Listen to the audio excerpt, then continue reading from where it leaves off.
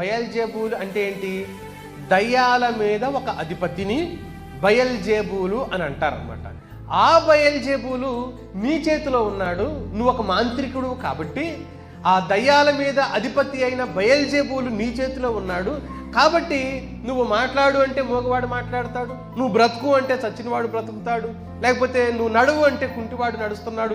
అంటే దీని అర్థం చెప్పండి, వాళ్ళు ఏమంటున్నారు ఆయన్ని? నువ్వు మాంత్రికుడివి.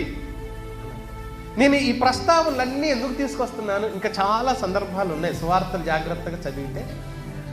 ఆయన అడుగడుగున క్షణం ఆయన అంతరంగం క్షోభకే గురైంది. ఈ భూమి మీద ఆయన అంతరంగం అనుక్షణం ఆవేదనకు గురైంది.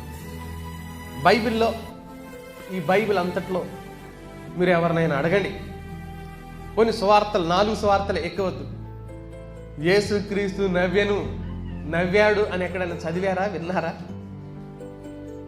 ఆయన ముసిముసి నవ్వులు నవ్వెను ఉందా? ఆయన చిరునవ్వులు చిందించెను ఉందా? ఆయన చుట్టూ ఉన్న వాతావరణం ఆయన దుఃఖానికే కారణమైంది. ఆయన చుట్టూ ఉన్న వాతావరణం ఆయన మనోవేదనకే గురైంది.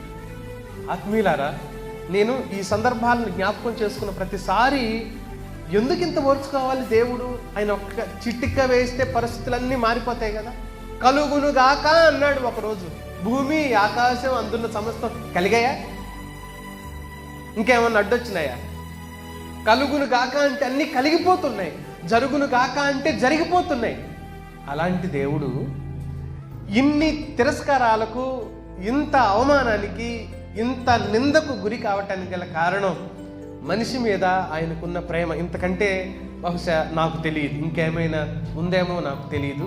నాకు తెలిసిన చివరగా ఫైనల్గా ఏంటంటే మనిషి మీద ఆయనకున్న అత్యున్నతమైన ప్రేమ, అది అసామాన్యమైన ప్రేమ, మానవ ఊహకు మించిన ప్రేమ.